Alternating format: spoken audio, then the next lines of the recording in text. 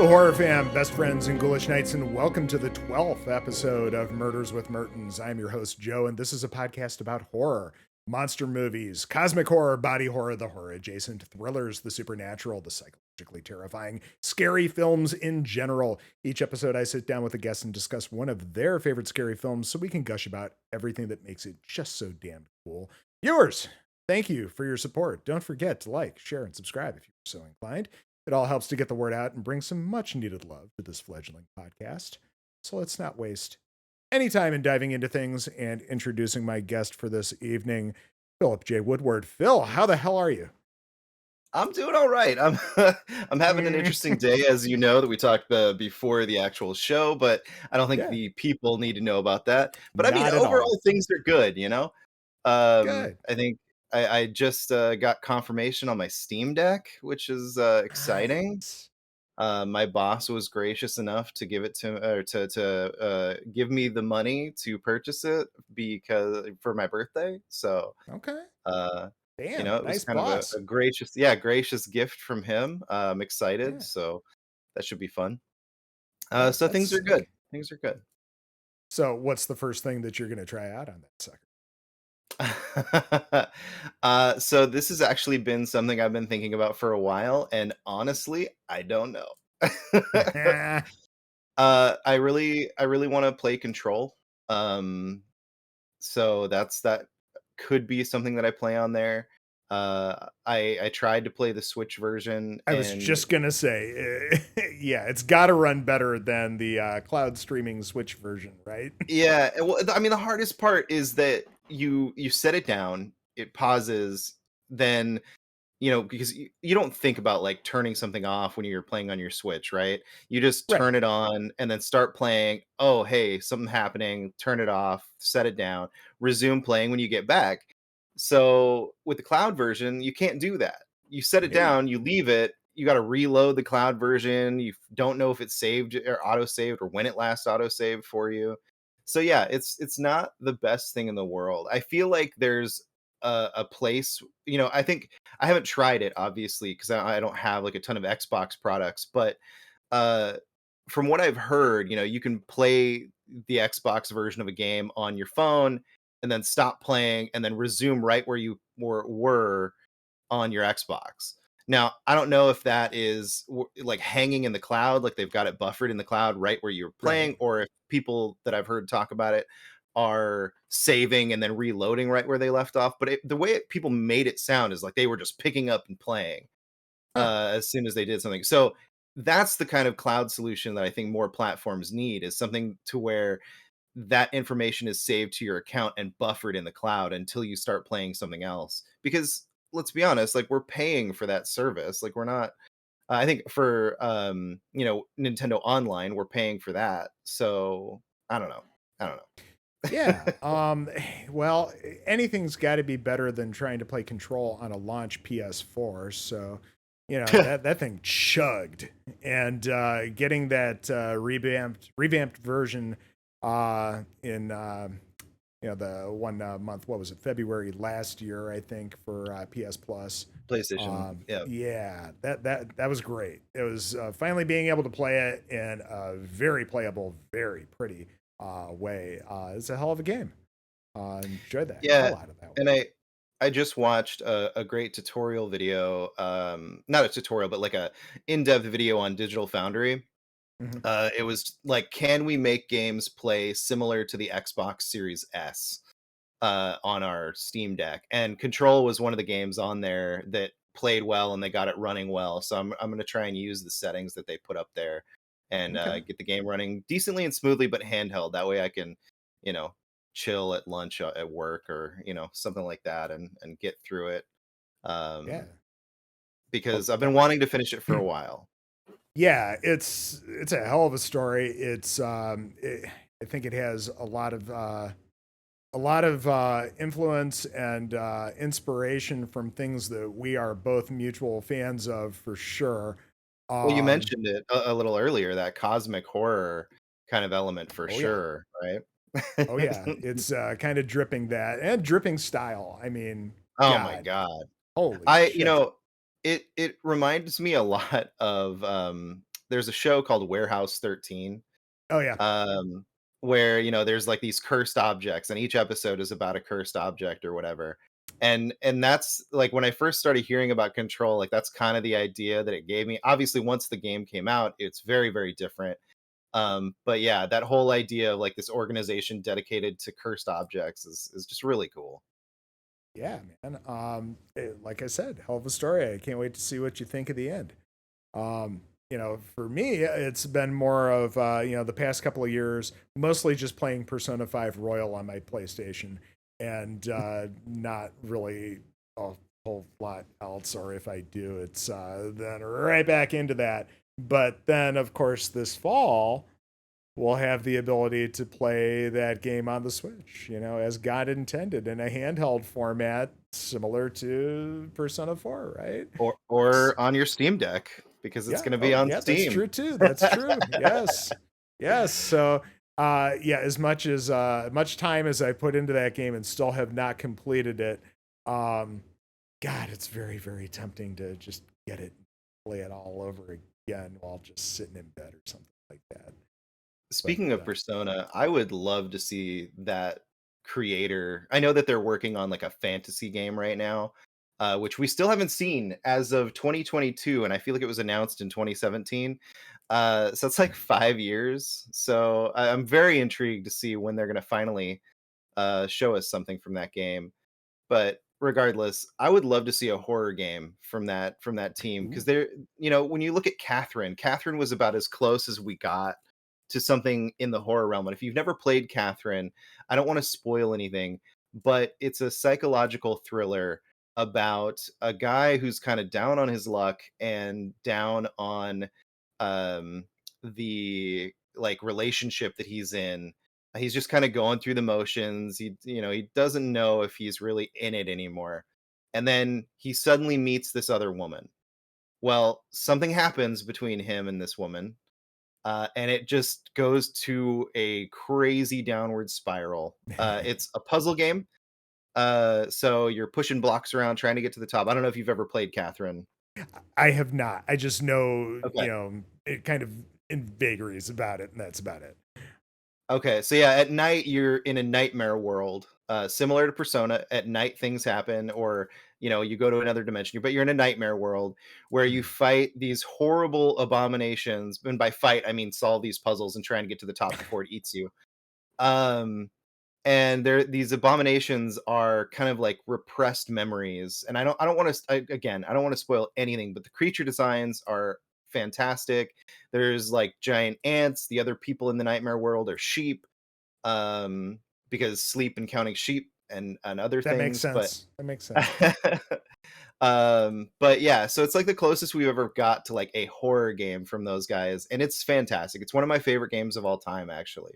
Nice. I have, and being from the guys that made Persona, if you like the Persona games and you like the storytelling there and the writing and stuff, I think it's definitely worth it. You can pick up Catherine full. This is not an ad, by the way. We are not sponsored. Yeah, yeah.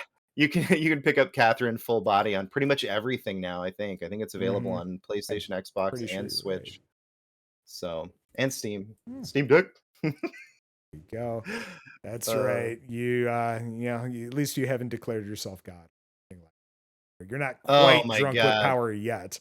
Um, I'm I, I'm not Mreg Giller, yeah, no, not at all. Not at Not he all. who he who shall not be named officially on this podcast. Yeah. Well, I, only I'm if just it's saying, relevant. I've had him mentioned on the podcast before, okay, and it led to Gino Viteri getting called out in like a pseudo wrestling match on Twitter. Oh So God.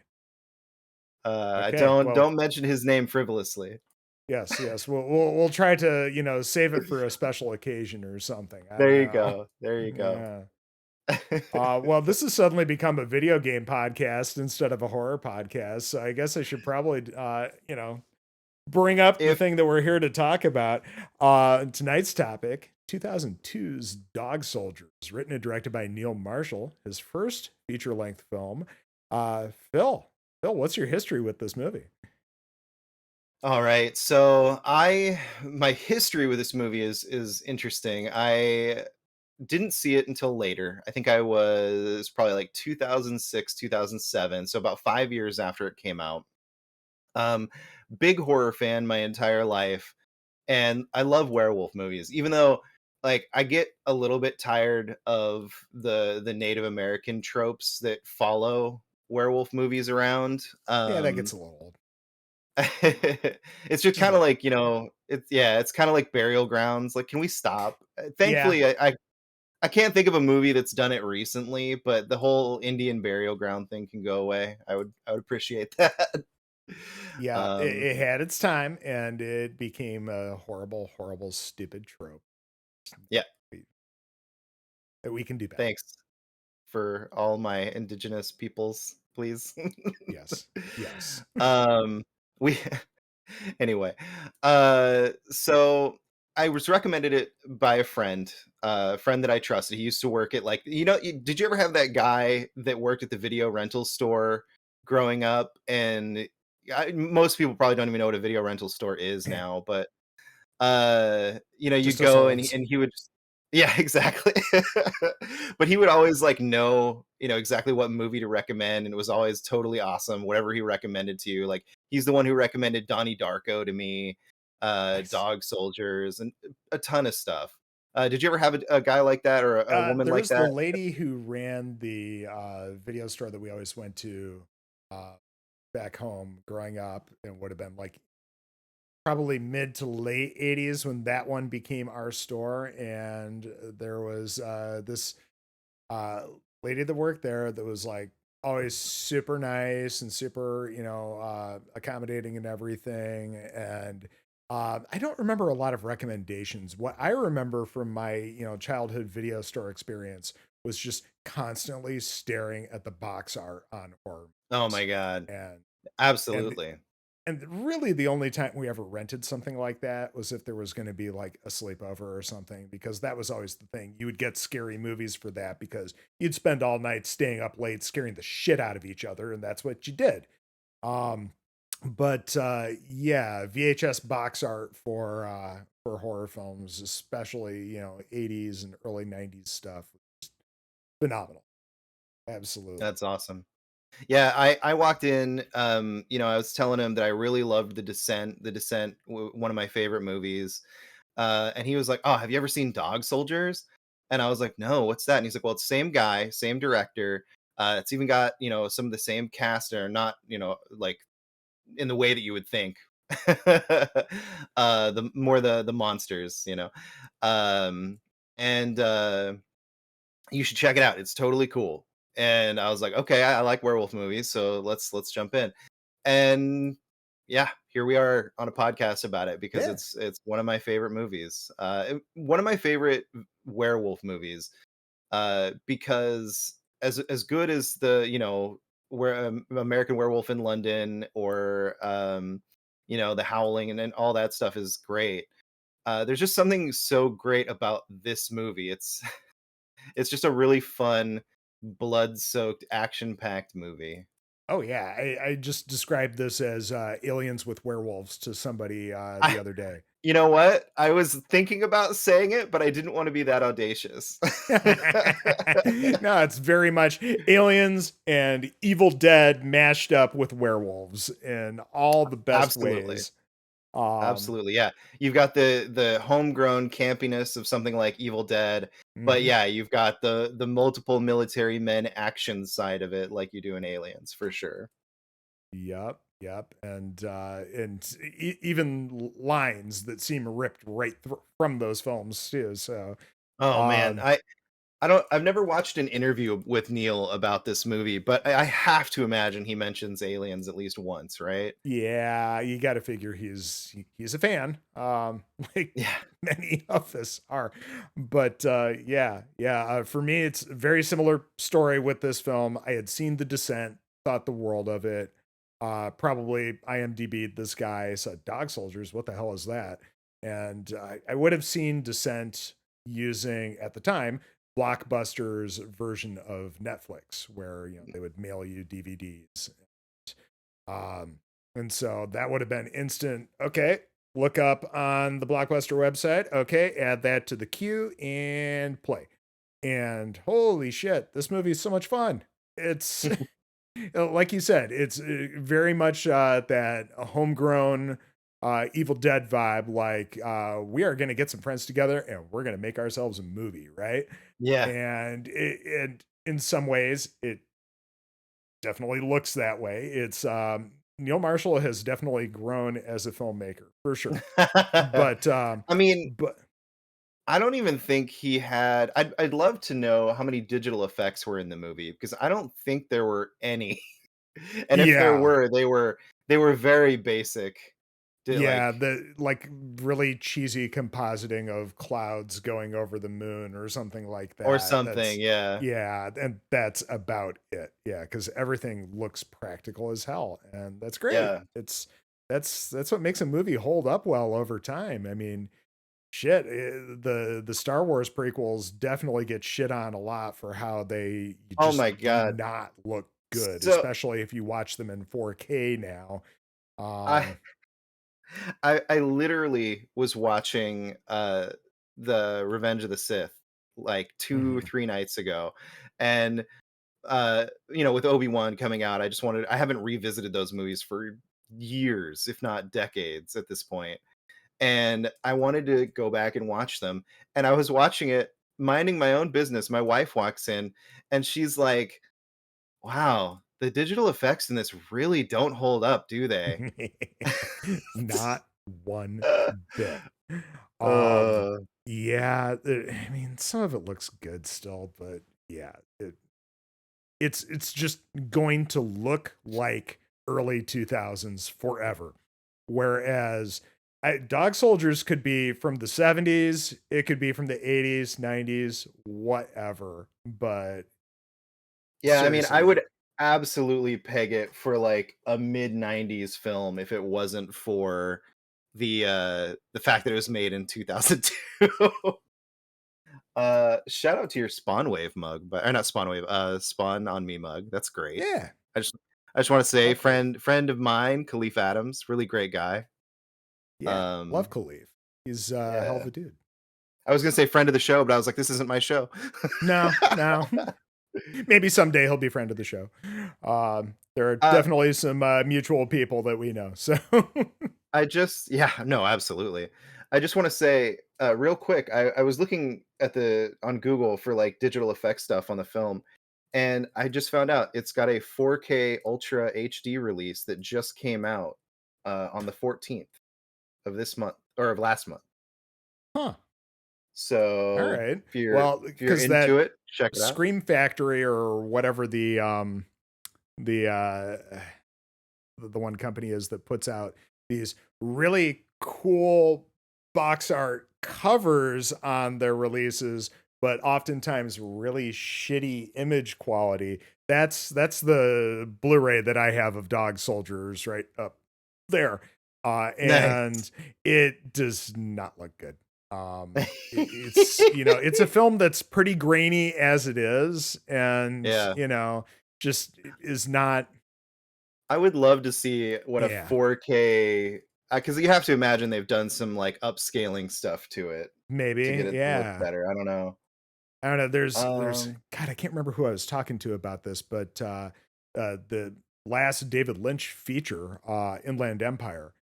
There's a minor bit of controversy about this like upresed version where they're using AI to take this movie that was shot on a handheld digital video camera back in, I don't know if it was 2005, 2006. It was somewhere in that time period where there was this big boom of people making movies in yeah, that way. I remember 28 Days Later, and all these yeah, others shot digitally like that. what was the one with Tom Cruise? It had he was playing like a hitman and he was Oh, being driven Collateral. around. Collateral. That movie was huge because it was all shot on digital. Hmm. Like But a lot of a these films have a very, very specific look of, just it looks like it was shot on a handheld digital video camera, right? right. And that was like they're using, and it's being overseen by David Lynch, this redo of this film that they're using AI to go in and pretty everything up and upscale it and everything. And, the conversation is ultimately, well, at what point does somebody really get to do this? Because it's fundamentally changing what the film is. Yeah. And I'm like, well, see George Lucas, but you know, Yeah. um, but I yeah, I get the concern for, ultimately changing it. I guess if it gets a Criterion release, and that's probably what will happen because it's what is it, Janus Films that's doing this remastering or whatever you want to call it. My hope is that both versions are on the disc, or it's a couple of discs or something like that, because I would love for it to keep its original look, much like this film, Dog yeah. Soldiers. It's got a very specific look, and you hate to see it changed too much. I Yeah, don't know. I'm one of those people that like loves to watch these weird new takes. I just hope they don't replace the old ones. Like Star Yeah, Wars that's is a exactly great right. example of a thing that released into the world and is now the only way that you can watch it. Like I don't even think you can find without having the original VHS tapes, Yeah. the OG cuts of the original trilogy at this point. Yeah, I'm sure So, somewhere my parents have probably the THX box set. yeah, God, I love the box art of those. It was all stylized for each movie, but absolutely. somewhere somewhere there's that set, and that's probably like the last version before there was any digital fuckery. And some of the stuff that they did in those special editions was cool. Some of the things that were done in the 25 years or so since was very cool, like finally coloring Vader's lightsaber so it wasn't white in A New Hope. um Or is still but white to those of us who are colorblind. yeah, well, there's that. um but ultimate, that's right, go fuck yourself. No. um but yeah, it's just the Han shooting first versus Greedo, Right. then both of them at the same time. It's just, no, just let me go back and see it. And yeah, there's probably very few copies out there that can scrounge it. And Yep.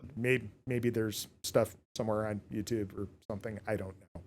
But yeah, I'm it's sure it's a someone shame. has it archived, like, the differences of each version somewhere on YouTube. Yeah, but So real quick, I looked up digital effects, and mhm. A, I found out that this movie was in production since 1995. That was where the original talks and ideas started to come up about the movie. The writing took place in Wow. '96. So there was like a 7-year process of getting this movie made, which could also attribute to why it looks like a '90s movie. Yeah, But very much so. Yeah. I did want to throw out that animatronic and digital visual effects were by Image FX was the company that did it. So there are digital Hmm. effects in the movie. Um, I didn't Got to really imagine know. very few though. Yeah, I didn't really notice anything on my rewatch. Mind you, that was a few months ago because we were supposed to do this episode a while ago. Well, But life finds a way. Um, but yeah, I didn't notice much that would. I mean, maybe some of the explosions were punched up a little bit. sure. Um, could always see that happening. Sometimes they'll do a little bit of digital work with like muzzle flash on Yeah, firearms. there could have been some like composite cover up work too, Uh like huh. to hide some stuff. Speaking of remastering movies, I guess Sam Raimi in either Evil Dead or Evil Dead 2 in one of the newer special editions, erased one of the goofs. In one of the scenes, you could Holy see one crap! of the cameramen reflected in the glass. Oh And yeah, I yeah, yeah. and I guess in a new version of that movie, he took it out. Like he Hmm, removed it. So it's no longer there anymore. So Sam Raimi out there changing his films. I guess. Yeah, I feel like they did that with Alien. I think there's a scene towards the end where there's supposed to be a camera person that's like kind of like crammed behind like a closet door in one of the hallways near the self-destruct thing. where Mhm. when all hell's breaking loose with all the the steam and everything and all the lights are flashing, I guess it kind of, I feel like maybe this is a Mandela effect thing and I'm just misremembering the film. But I feel like there's this closet door that kind of opens up and you see just a little hint of the cameraman who's behind it. But in recent watches of that film, I haven't been able to pick it up again. So either it was cut out for yet another like release or whatever, or it was never there to begin with. I Hmm. don't know. Hmm. That's interesting. I'll have to go back and look. I watch that film literally once a year. Oh, got it. Uh, so yeah, I recently had a poll on the internet that was asking which film you preferred more, Alien or Aliens. Yeah. Because let's be honest, there's no better between those two. They're two very different movies, and I Yes. hate trying to say which one is a better film because they serve two very different audiences. You can like both films, Oh, but I got it. guarantee you have a preference as to which Yeah, one you like more. one is a like a haunted house film in space, and the other one is the one of the most intense action films you will ever see. Yeah. Um, and fairly horror adjacent still, but yeah, they are very different types of movies.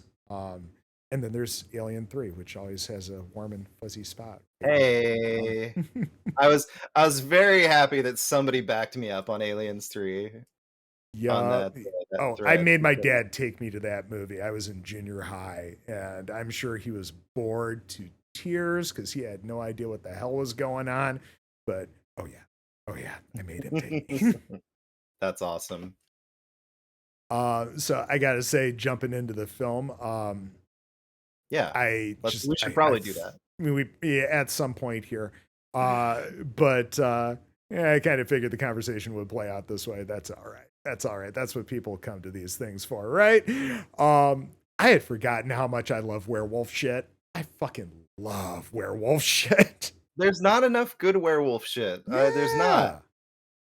Yeah, I yeah. uh It's I recently was just trying to find something and I found David Hayter's Wolves. Is it Wolves? hmm, Which is like a werewolf movie with Jason Momoa, and it's that not fits. it's not great. It's not a great movie. I was expecting more, I actually really enjoy what David Hayter does. Um, he was X-Men, X-Men 2.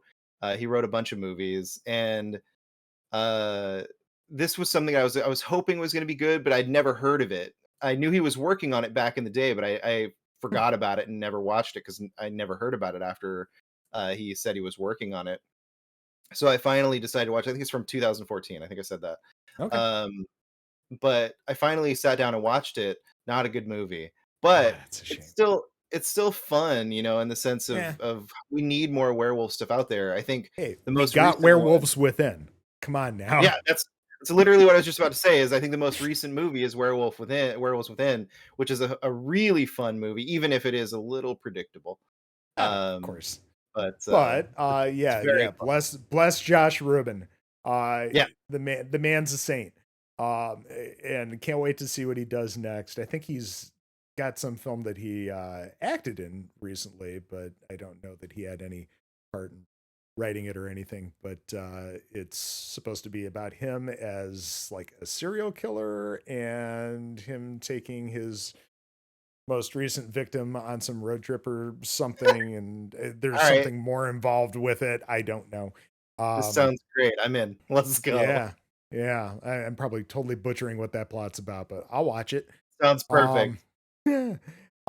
So the movie kind of starts out with this couple that are obviously out camping and whatnot, and wow, they Like any look early. supernatural episode. Oh, you got yeah, and they look early 2000s as fuck. Um, and they're just kind of hanging out, and I guess he got some new kind of job, and she gives him this silver letter opener as just a gift, and it's like, okay, very on the nose, this is a werewolf film, yes, we have this, silver letter opener, great. And we cut to them getting their smoochy smoochy on inside the tent, and this couple is not meant to be. Or maybe they're meant to be dinner. I don't know, but you think they're attacked and she's dragged out, and you think maybe he's gonna get a couple stabs in. No, no, not at all. Um, and he's toast. And I love how in the introduction of this scene, we get the little, thing that flashes in the lower corner that says Scotland. And it's the old school, like John McTiernan Hunt for Red October style of the computer sound of it being typed out as it's forming on the screen. And then after this kill, we cut to 2 hours earlier and the same type of thing. And I don't know about for you, but being a James Bond fan, this opening kind of training exercise thing makes me think so much of the opening of From Russia with Love, Oh, where actually, yeah, no, absolutely. Go ahead. where they've got the fake James Bond going through this hedge maze or whatever, and people are out to get him, and he's sneaking around and all this shit. And it's just immediately what came to mind when we have Cooper evading capture Right. and just fucking these guys up with the flashlight. Yep. Um, I like it. And you get the cheesy throw the flashlight in the air, hit the guy, catch the flashlight, hit the guy with the flashlight again thing. Um, yeah, Yeah, yeah, you can it's definitely tell it's post to The Matrix in the way that they yeah, wanna stylize the action up, more than, what we probably would have seen prior to The Matrix. I feel like every movie after The Matrix tried to, like, step up its action game quite a bit. Not necessarily doing slow-mo and stuff like that, but making the right. action look different, essentially. Mm-hmm. Mm-hmm. They're definitely shooting for okay, he's a badass kind of vibe. Yeah. And this dude, I can't think of the actor's name, but apparently he went on to star in like over 300 episodes of Grey's Anatomy. So, at least he's working. That's good. Yeah, it's, Kevin McKidd is the guy's name for Right. Cooper. Yep. And well, What a Cooper's name. finally yeah. Oh yeah. And then he's finally captured, of course, and it's Liam Cunningham. And well, congratulations. Now let's finish the job, right? You gotta take out the thing that was tracking you, and he's trying to force him to shoot the dog. Yeah. Just don't shoot the dog. Yeah. Yeah. But of course But there's Cooper's the stand-up dude, right? So right, and, in my mind, it's more heavy-handed symbolism, into the idea of what we're going for here, because you'll find out later on that there's a very significant character who turns out to be a werewolf, um, that I'm not gonna say mirrors it, but kind of, they build a rapport, and he has to, do some stuff. yeah. Yeah, he has to yeah. But So I feel like that's what they were going for, that scene is kind of foreshadowing of what's gonna happen in the future. yeah, eventually he's gonna have to do the thing that he, wants to do least, I Was supposed guess. to do. Yeah. Yeah. And I love the Onion Knight, but come on, dude, you shot the dog. That just makes me hate your character so damn much. And of course, Oh, that's heavy handed. And yeah, instantly. yeah. So then we cut to 4 weeks later, which is kind of perfect because, it's full moon and all that shit because it's a werewolf movie, right? And we're back in Scotland, and we've got the helicopter coming down to drop off this little squad on this training exercise. And, we get some cool, witty soldier banter, and it's This Sean is where you Pertwee. really this is where you really start to get the alien vibe. Oh, yeah. Yeah, because it's them fucking around on the Sulaco, getting their gear together and busting each other's chops and all that shit. I should Uh, say I said alien, but I meant aliens to oh, clarify.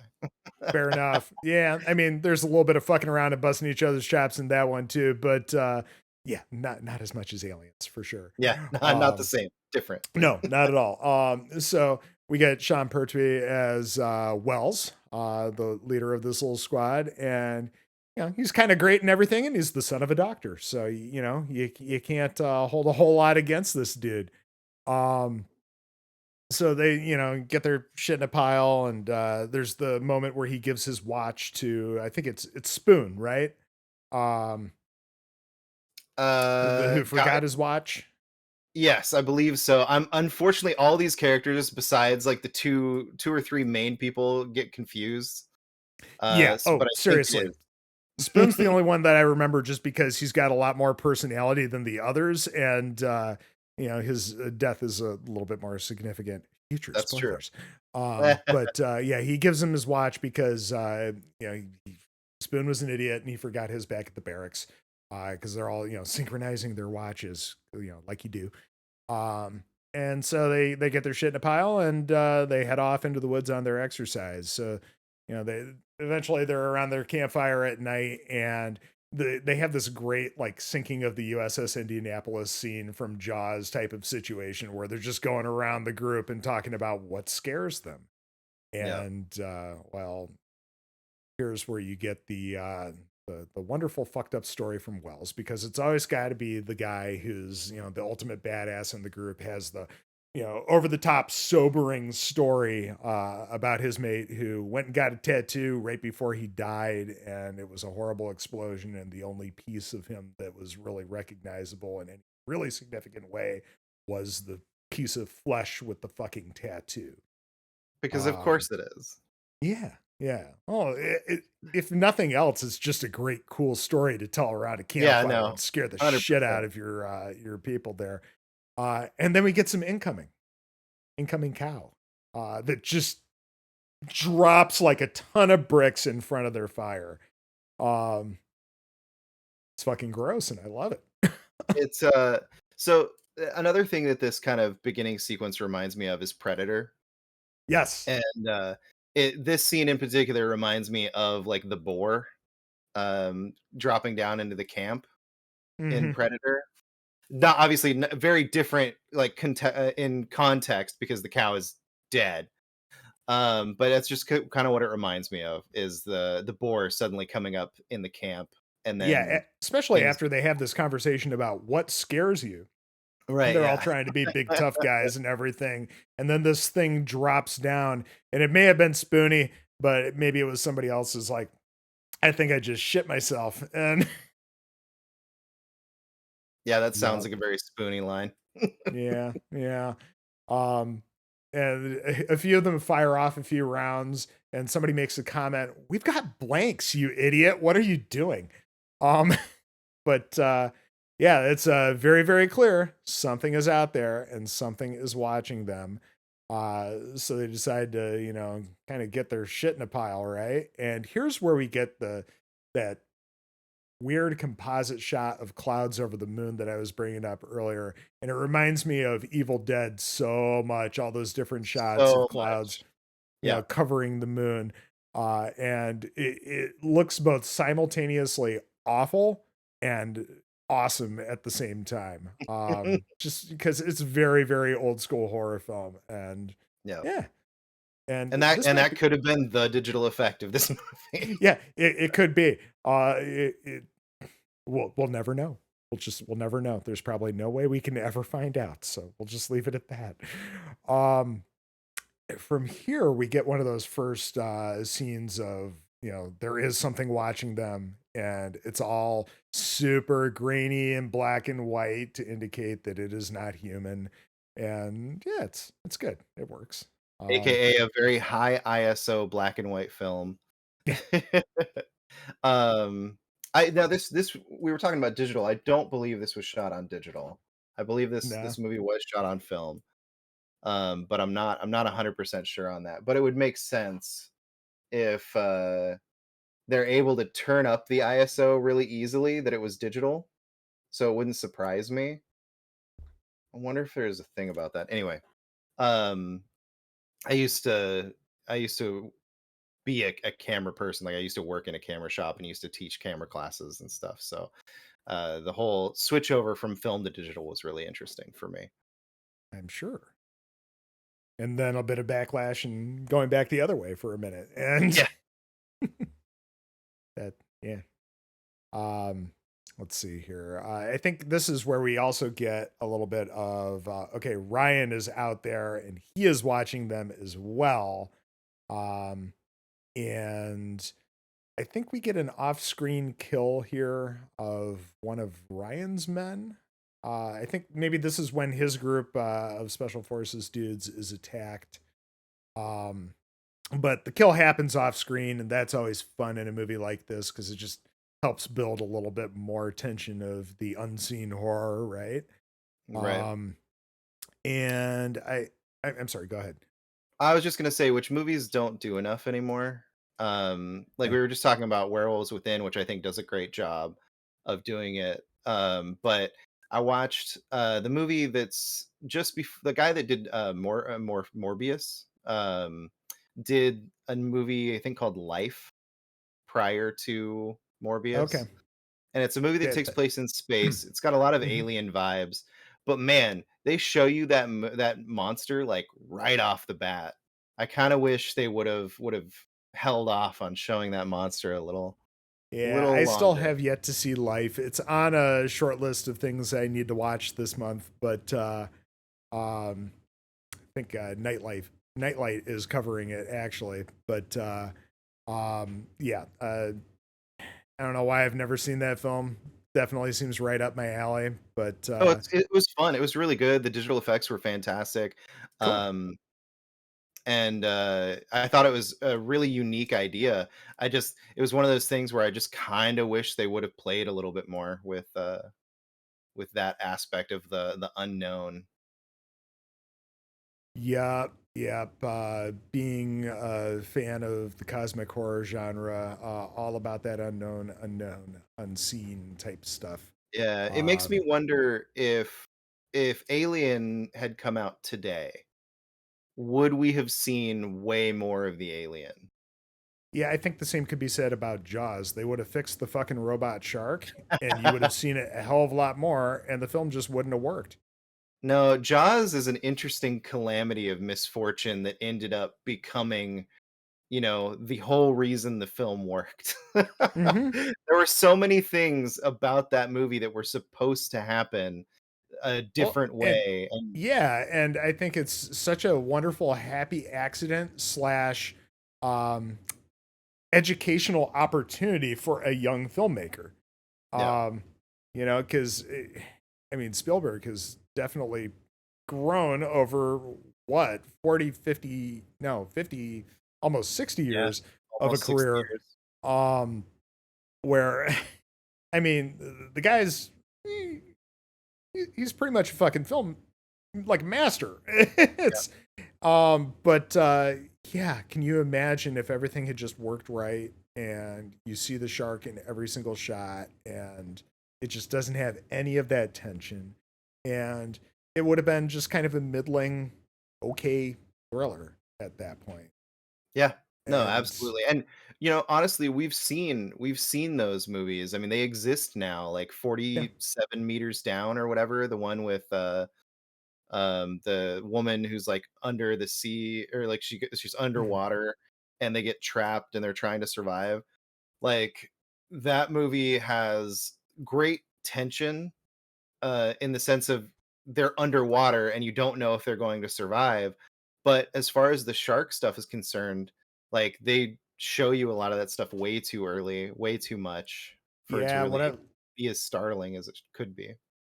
what I like about another fairly recent shark film, The Shallows, is that it's Mm, more about the girl on the rock with the seagull than it really is about the shark in the water coming right. after her all the time. Yeah, and that's And and that's what makes those types of movies work, is that's mhm. not the focus, but something like Jaws, that really is the focus. Jaws is the thing that is carrying this movie. So if you just throw him out there, it just takes all that suspense and intrigue away. Yep. Well, hopefully people are learning their lesson.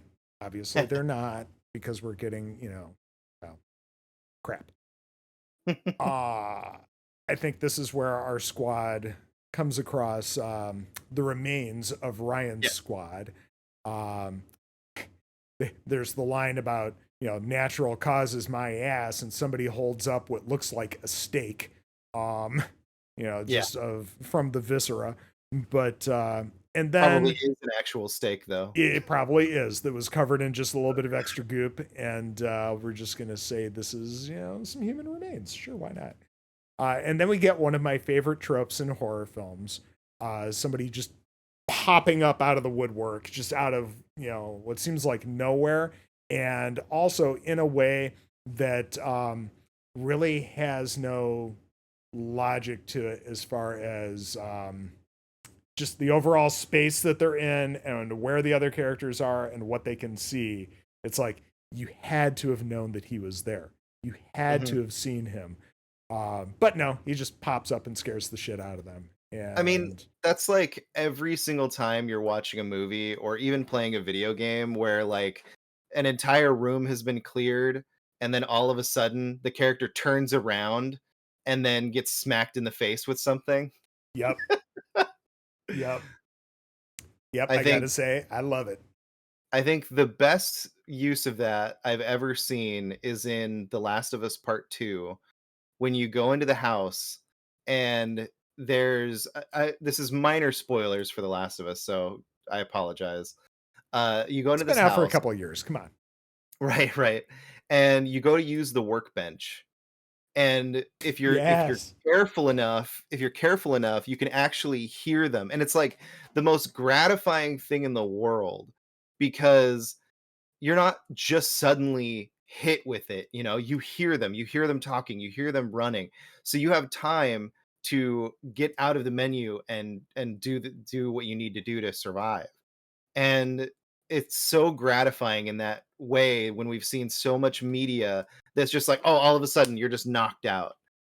Uh, but what's really funny, side note, if you have mines and or things to trap the area, you can actually kill them just by trapping and keep working.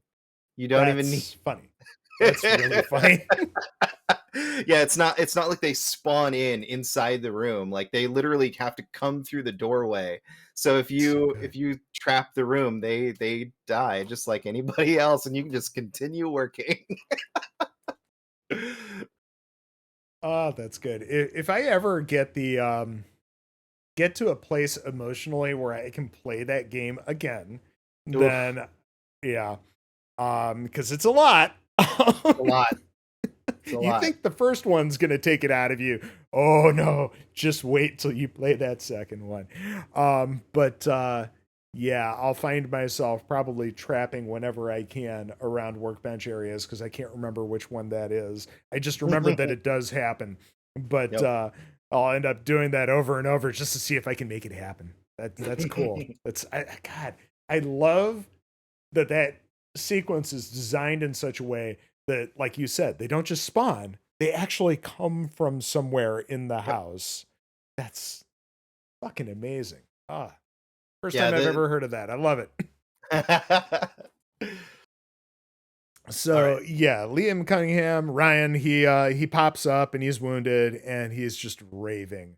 He keeps repeating, "There's only supposed to be one of them," and they're trying to patch him up and they're trying to get on the radio, but the radio's broken, and all the things, right?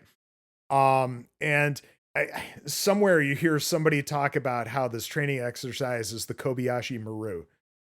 I'm like, they fucking said it. Okay, great. I actually don't remember that. Yeah, it's the first time I've ever noticed it, and I've seen the Oh, film that's really cool. I'm not sure, has a movie ever referenced that outside of Star Trek like itself. yeah, I don't know. interesting trivia. Oh, you know what? I think I feel like there's like at least a comedy that does, Oh, but sure. There's definitely I feel like there's definitely things that but reference it like there's like a in very specific one. conversation. Yeah, Yeah, like I mean anything, like I'm sure it's been on Big Bang Theory and or something like that in conversation, but yeah. I just I almost it'd be interesting to know if there's something that references it not in like a normal conversative way, like where this is, oh my god, this is just like, but Mhm. that's pretty cool. That's a great little detail. Good catch. Yeah, I love when rewatching stuff and you are able to find something new like that. And that's been part of the fun of doing a podcast about movies is just, you have to kind of do a little bit of note taking. You got to do a little bit more careful paying attention, and you do start to draw things out just a little bit more than you typically do. Mostly because it's very difficult to fuck around with your cell phone while watching a film that you actually need to be paying attention to. So that's good for paying attention, right? Um, Absolutely. so yeah, somebody tells him to shut up like a good gentleman or something like that. And okay, I think we get some howling at this point, and it's like, okay, it's time to get the fuck out, right? And of course, Sergeant Wells is, dope as man of action. Um, and yeah, they're getting hunted at this point. Yeah. Um, I have a note here that just says, "Oh, dude, you're fucked," with "fucked" in all caps. And I think, okay, it might be the guy who got separated and he's just running along on his end. And my follow up note says, as much inspiration as this film gets from Evil Dead, it wouldn't be complete without someone getting fucked by a tree. And then I cut to fuzzybear.gif and break up my numbered list with that GIF. And then a note that says, I deliberately broke up my numbered list to insert a GIF of Fozzie Bear here. So yeah, sucks to be you, bro. Also, does this part happen in a Christmas tree farm? Because that's what it feels like. Yeah, This dude absolutely. just runs right into that branch and then kind of looks up and gets torn apart. It's It's it's a great. very Tucker and Dale versus Evil moment. I don't want to spoil anything for anyone that has not seen that movie, but uh, that movie has a lot of those moments that are just absolutely perfect for the course of what that movie is. But to see it in a Yeah, like movie the person where, that trips into and yeah, uh-huh, and yep, yep. exactly. But to see it in a movie that's not necessarily taking itself seriously, but isn't necessarily funny is just kind of Right. Yeah, great. there are funny moments, but this is definitely not comedy horror. Um so I think Wells comes charging in looking for him, and this is where he takes a hit from one of the wolves, and Cooper finds him, helps fight him back, and well, Wells has all of his intestines out in front of him. I was about to say it's amazing how fast all this happens. Like Yeah. we went from 0 to 100 so quick, and it just keeps going for almost the remainder of the movie. It's quite crazy how Yeah. much they do with so little. Yep. This movie just barrels right along too. Again, great inspiration from Aliens. Once that film gets going, it does not stop. There's very little room to breathe. But Terminator yeah, 2 so as well. Wells is holding his intestines. Yes, and there's this wonderful conversation, this back and forth between Cooper and Wells, who have very different opinions about those intestines. As far as, we'll just put him back in here. It's okay. We can shove him back in. It'll be all right. And they somehow managed to do so. And yeah, they're the remaining people of the squad kind of stumble down this hill towards a road, and they see vehicle coming, and they flag it down. And I find it interesting that she yells out to them to get in. Um, and of course, we find out other reasons later why, she seems to know more about what's going on. But yes, they get saved by a Deus Ex Jeep. Um, and that's okay. That's okay. It's, we're just continuing to propel this thing along here. And they, like you said, they do a very good job of it. They, think they do get attacked once while they're in the vehicle, and the creature rolls off or something like that. Um, and they keep it moving. They make it to this farmhouse, I would like and to point out that up to oh, this point, we still haven't really seen what it is. No, just maybe a little bit of claws Like and flashes of yeah, mhm. things from off screen. Yeah, we don't even know that we're about to get full body shots of these werewolves at Right. some point.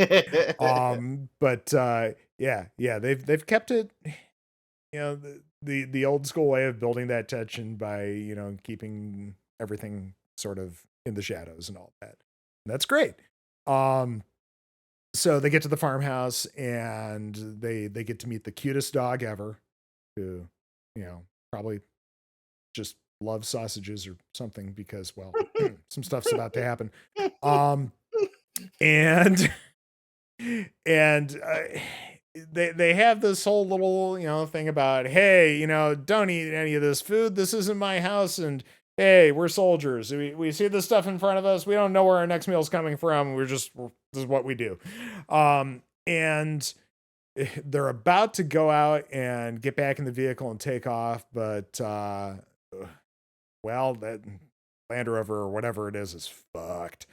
And the best part is you don't hear any of it happen. Nope. It's torn to No, pieces. it's like a helicopter in a movie where, like, normally you can hear a helicopter from, like, a mile away, right? Yeah.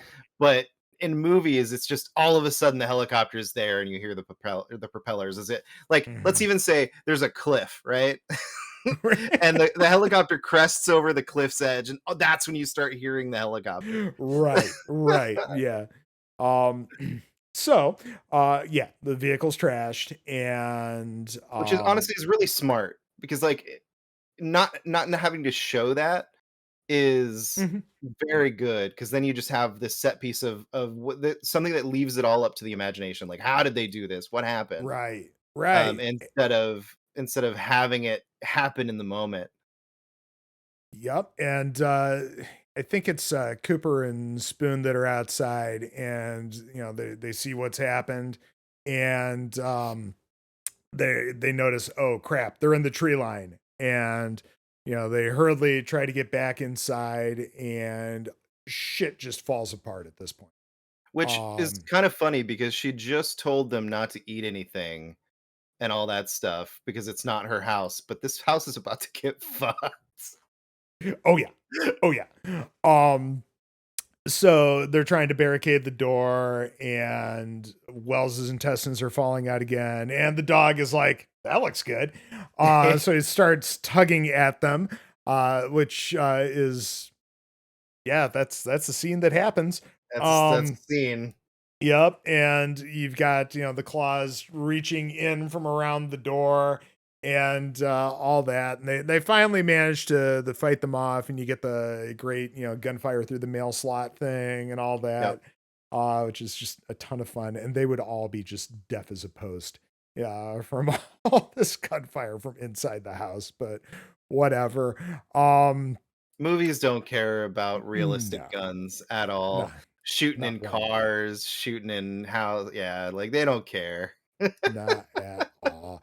And then, yeah, Spoon, after all of this, is like, I could do with a kebab. Um, he gets some good lines. I think that's why I remember his name out of all of these guys. Um, so, um, and also, we're at this point where it's like none of them can just fucking say werewolf, can they? Right. It's like that would It's be silly, right? it's just Yeah, like the trope in zombie movies, like, when they yeah, refuse to call them zombies. yeah. Yeah, don't say it. What? The Z word, right? Yeah, exactly, Shaun of the Dead, yeah. Yes, yes. Um, so this is yeah, again, Wells miraculously still alive at this point after having Somehow. his intestines, yes, somehow. After having his intestines There's tugged at by this dog. it's one thing to have a stomach wound. It's another thing to have be basically disemboweled. Yeah. And we do get the wonderful line from Aliens here. Short, controlled bursts. Mhm. Um, and that's the little reminder before they decide to make Wells walk with his intestines just about falling up out up the stairs to a bedroom so that they can put the intestines back in. Again, Yeah, with some crazy no glue and no infections are gonna ravage this man's immune system.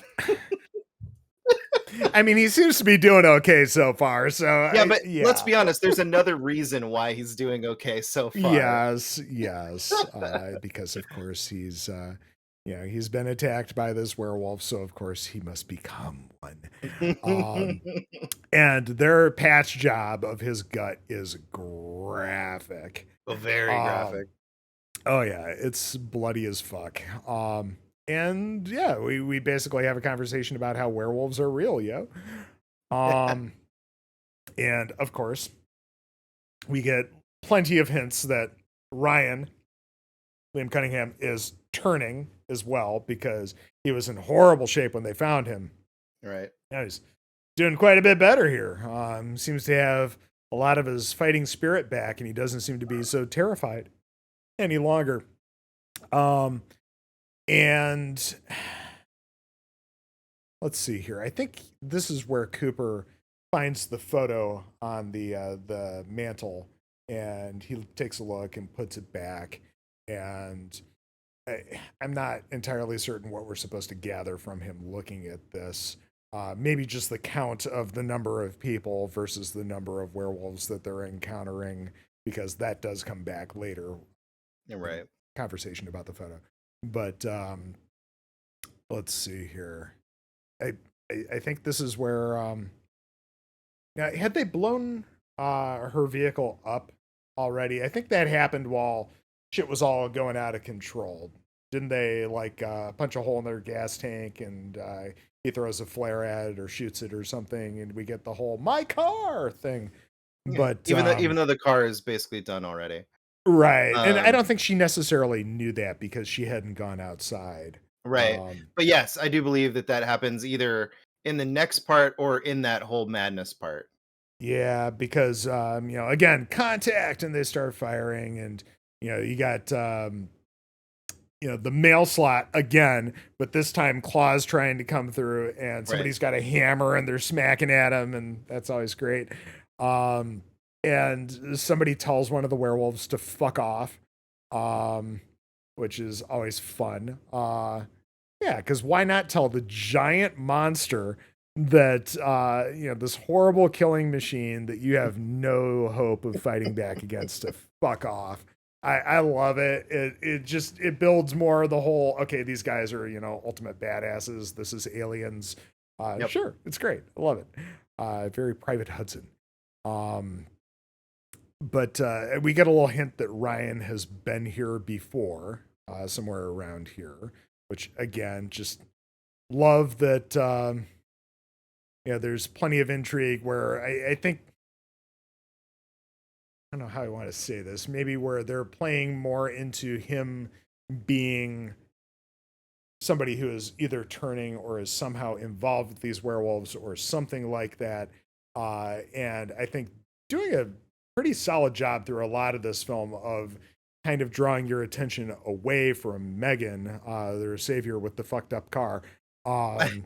Yeah, so my interpretation of what's going on with Ryan is that aliens thing of they're trying to capture a specimen. There was only supposed to be one of Mhm. them. So that's what his team was doing there. And they come to find out that he there wasn't just one of them. There's like a whole family of them. So they came into a trap essentially and Mhm. got messed up.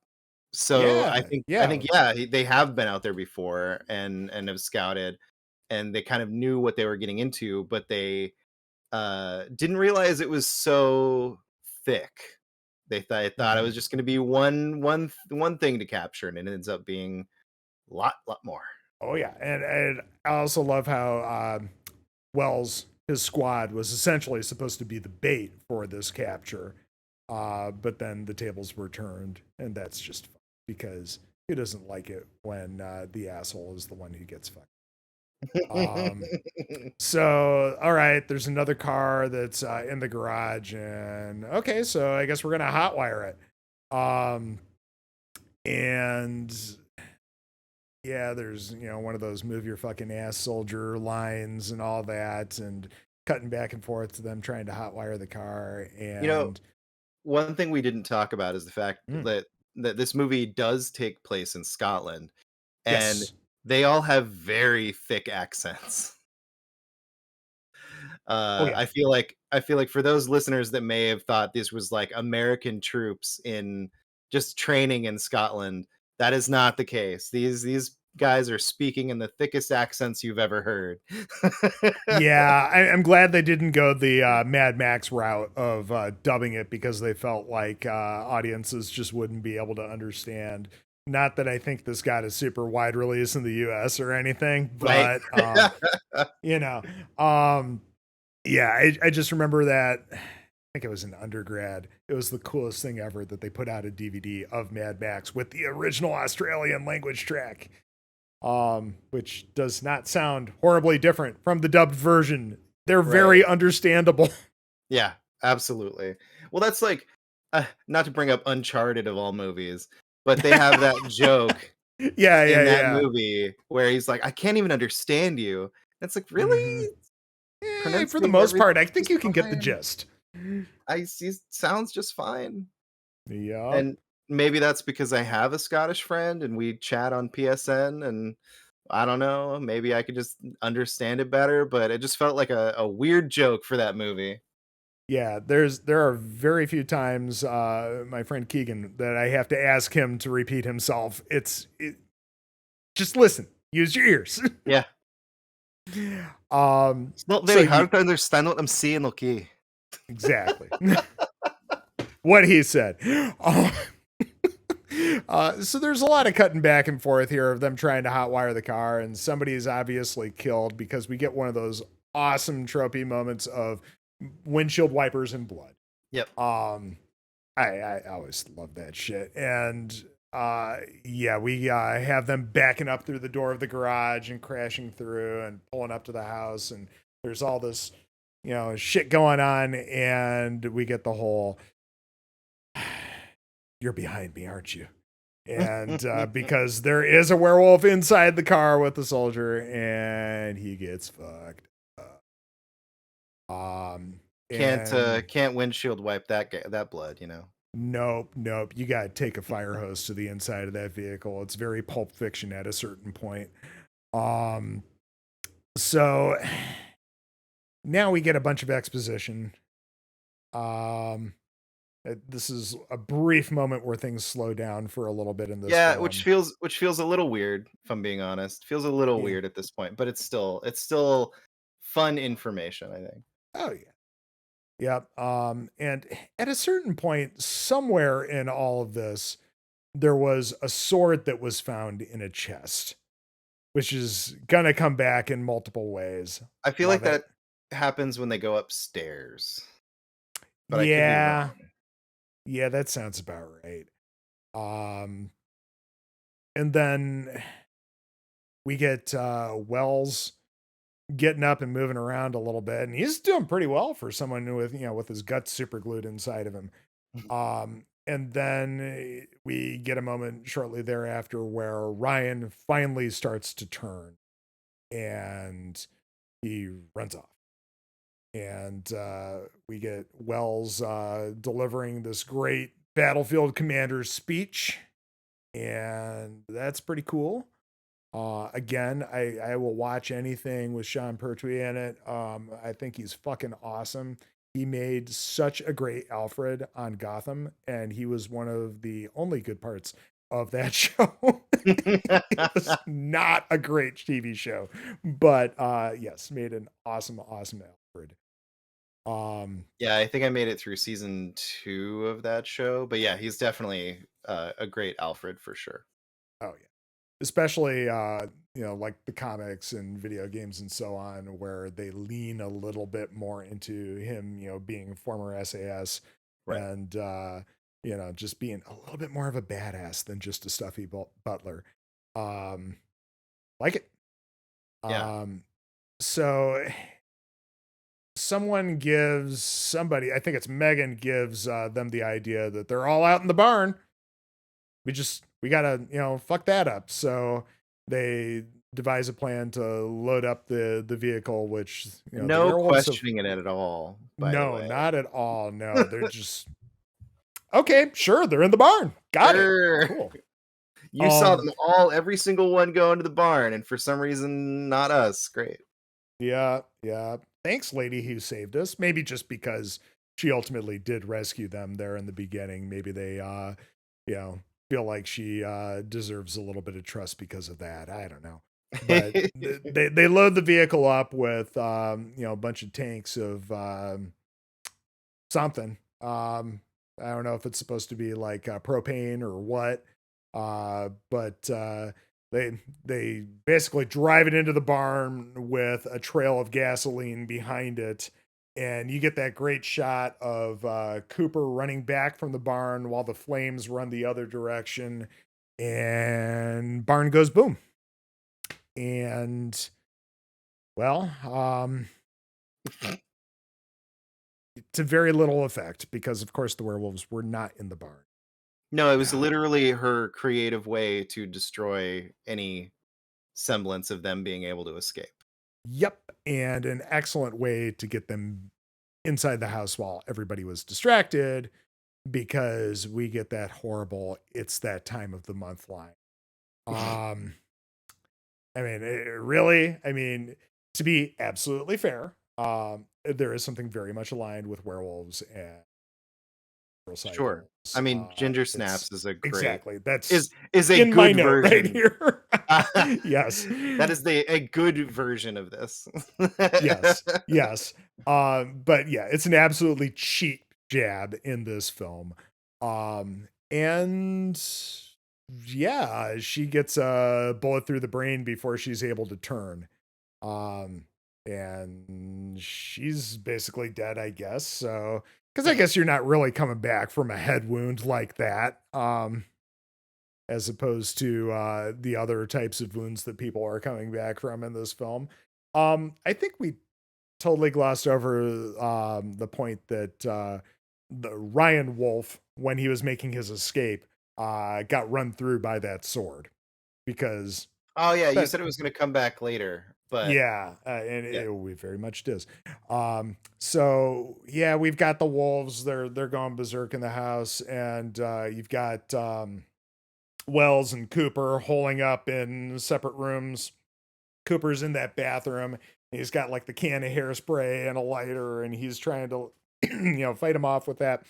Um, and Cooper is trying to dig his way into that room to help him out. And Spoon's downstairs, fighting the wolf. And wow, Spoon goes out like a motherfucking G. He is not going to die without giving everything he absolutely has.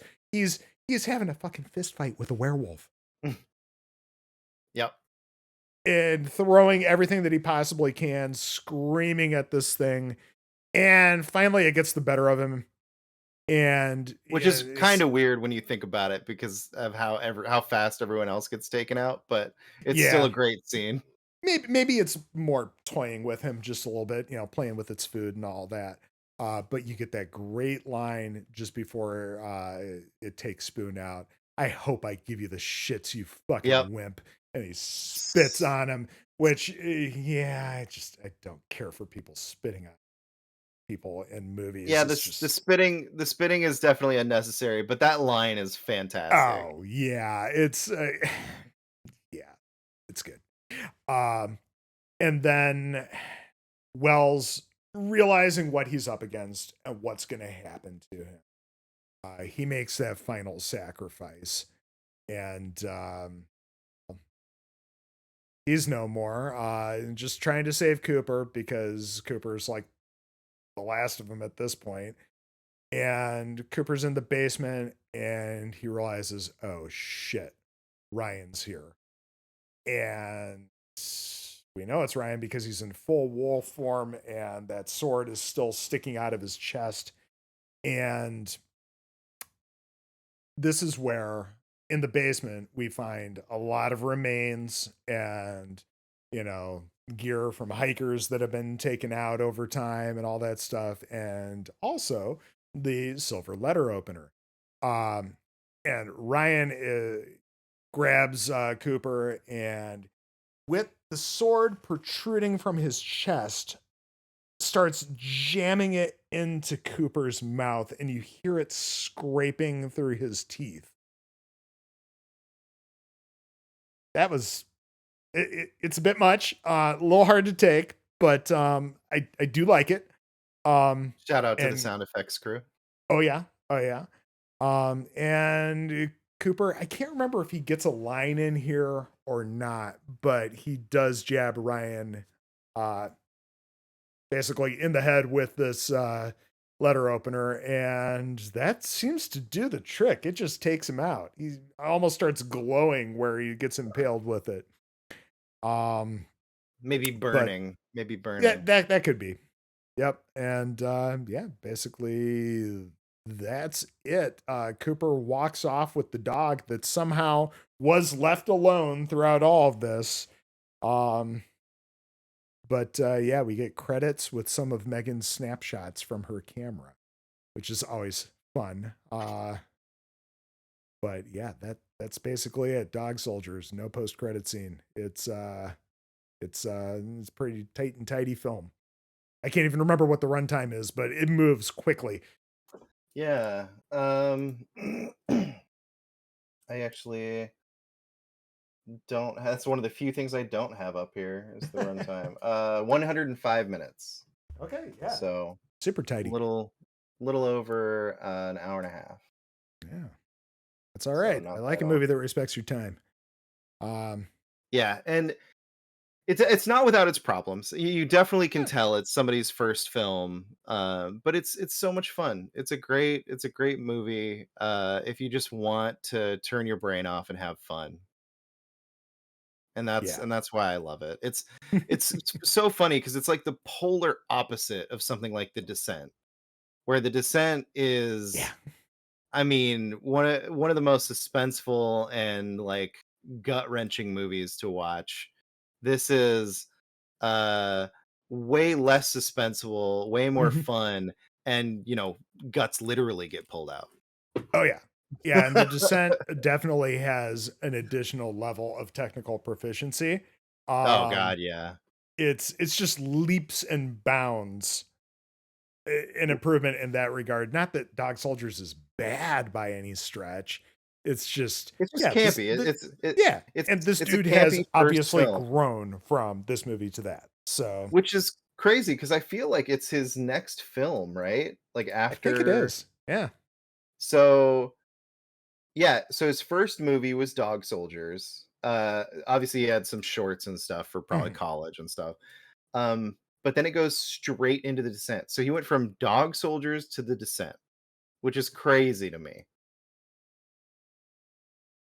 Yep. That's Well, like we were talking about earlier, the pre-production and just the slog that it took to get this film made, he probably right. did learn quite a bit, but there's probably a lot that, he kept from early days just because, first film, Yeah, real I quick. get that. This is denofgeek.com. This is the wild story of the making of Dog Soldiers. So I just want to read this real quick. The origin of Dog Soldiers can be traced back to 1995 when director Neil Marshall and producer Keith Bell were involved in a small film production together. It was fairly chaotic and people weren't getting paid, and it was the classic ultra low budget, deferment based kind of production, Marshall recalls.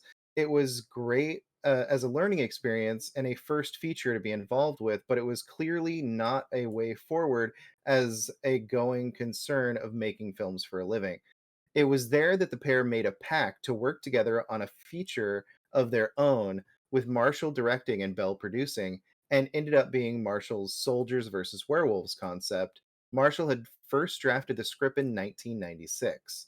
Hmm. I'd always wanted to do a siege movie, war movie, or military movie, and combine that with my love for horror, Marshall says.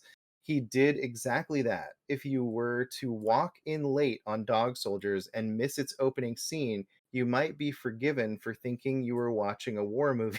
I mean, he's not wrong. As a Yeah. group of young soldiers engages in a training exercise with their hard-bitten sergeant, but as their training progresses and their unit gets picked off one by one, the true nature of their foes begin to reveal itself before they finally devolve into full siege movie territory with the last survivors locked in a cottage trying to keep the circling pack of werewolves at bay. And so, yeah, I mean, it's just interesting to think that he had just like a terrible experience on a film and then made a pact to make his own movie and ended up making Dog Soldiers out of that with a similarly low budget, I'd imagine. Um, but it took, yeah, 6 years to finally get out into the world. Yeah. Hmm. But yeah, so Den Yeah, of God, Geek what was a was whole I article about doing then? Jesus.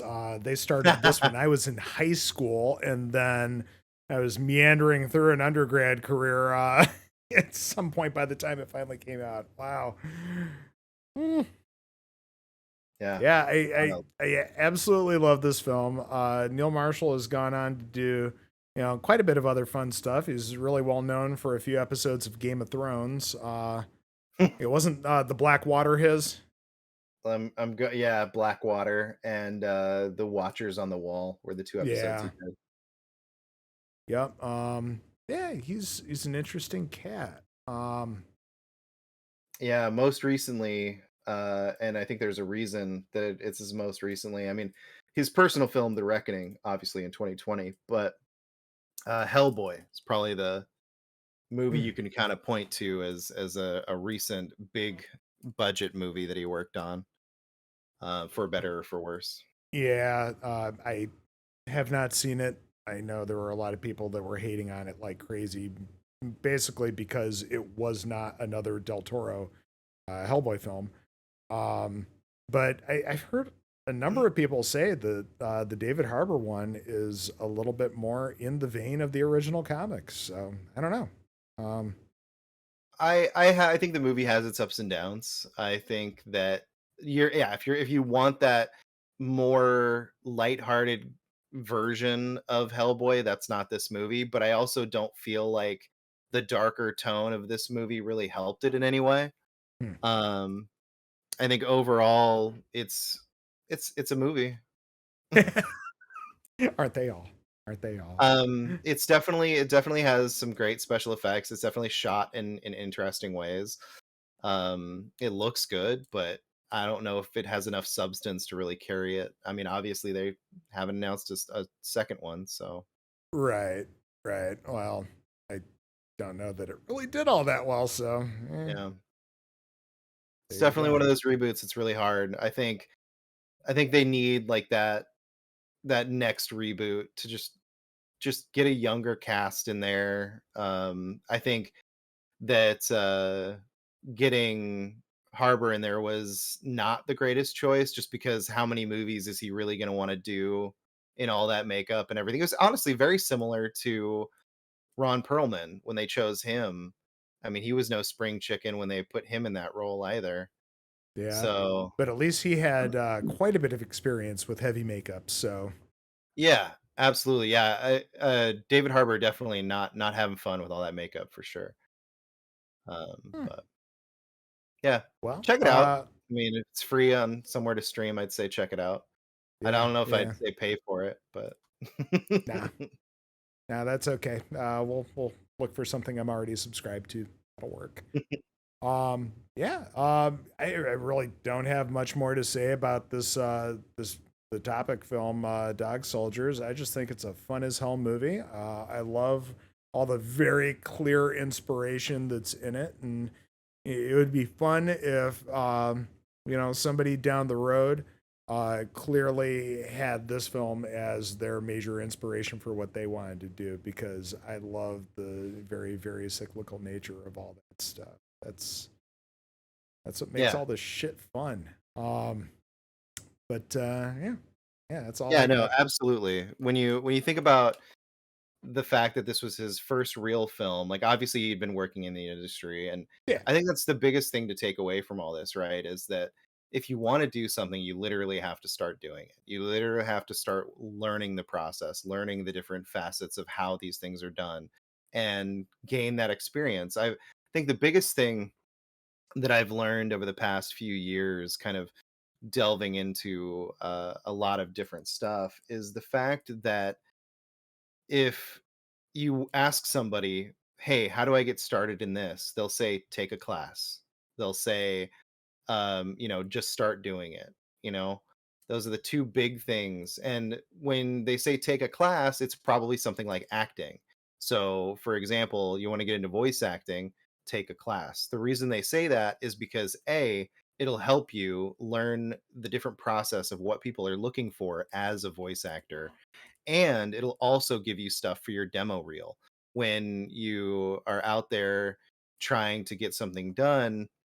Having a class, they'll have projects for you to do, and you'll have to voice certain things, you'll have to do certain things. That gives you a experience, but b something to look back to when you're trying to pitch yourself to places. Not to mention it can lead to small projects, internships, stuff like that. Then Yeah. the other part is just doing it, where let's say you want to write in games journalism. Well, if you start a blog writing about video games and you just hone your craft writing about what you thought about a video game, then you can look at that, and when you try to apply to GameSpot or IGN, you can say, hey, look at my blog, this is all the games writing I've done. If you just try and, even if you don't have a games journalism degree, or not games journalism, but like a journalism degree, Mhm. um, then you can still point to, look at all this writing that I've done. Look at all these things that I've accomplished. Look at all these YouTube videos that I made. Um, and people can look at that, and they can use that for your portfolio. And anyway, my point is, it's all about just doing Yeah, it, man. just getting out there and doing what you want to do. And that's what Neil did with this movie. Well, Phil, you're certainly getting out there and doing it and just, making shit happen because obviously, where can people find you? So you can find me on Twitter at Phil J Woodward. That's mostly where I am. But there's Simply Sassy Vids on YouTube, where we have a show called Out of Our League, where we interview a bunch of really cool people. Most recently, we got to interview Josh Roush, who is the producer, sometimes editor, sometimes documentarian, sometimes filmmaker, that is almost always included in Kevin Smith's work, more recent work. So if you've ever heard of Kevin Smith's podcast, Hollywood Babylon, he's the producer. If you've ever seen like the behind the scenes documentaries of something like Tusk, then he was probably part of that. Really cool guy, had some great insight into what he does on that show, and it was really cool. We also got to Yeah. interview Josh Hahn not too long ago, who's an actor in LA, and we had a great deep conversation about him that went from, being an Asian actor in Hollywood to, his health issues that he had and how he overcame that, and just yeah, we're always trying to talk to really cool people, and you can check that out at on all podcast services, and YouTube. It's Simply Sassy Vids and Out of Our League. Yeah, man. Well, I've seen both of those episodes, and yeah, they are awesome conversations. You guys are clearly having fun in them, and it shows. But yeah, I love the whole, you know, swath of conversation there. It's super cool, and they are most definitely not out of your league. They You guys come together for some very interesting conversations on this. But yeah, everybody go check them out. And well, this has been Murders with Mertens, a horror film podcast. Thank you for letting us tickle your ear holes. Please like, share, and subscribe if you are so inclined. I'll be back soon enough with another episode. But until then, stay spoopy, everyone.